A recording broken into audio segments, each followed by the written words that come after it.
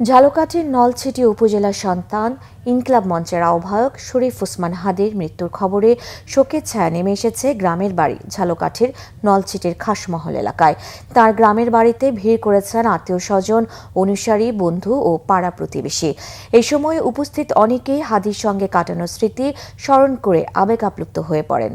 ওসমান হাদির স্মৃতিচয়ন করতে গিয়ে কান্নায় ভেঙে পড়েন অনেকে। হাদিকে যারা গুলি করে হত্যা করেছে তাদের দ্রুত আইনের আওতায় এনে দৃষ্টান্তমূলক শাস্তি নিশ্চিতের দাবি জানান তারা। এদিকে হাদির এমন মৃত্যুতে ক্ষোভ জানিয়েছেন প্রতিবেশী ও সহপাঠীরা। জুলাই বিপ্লবের পর ওসমান হাদির মতো একজন সাহসী ও সক্রিয় নেতাকে কেন পর্যাপ্ত নিরাপত্তা দেওয়া হয়নি তা নিয়ে প্রশ্নও তুলেছেন তারা।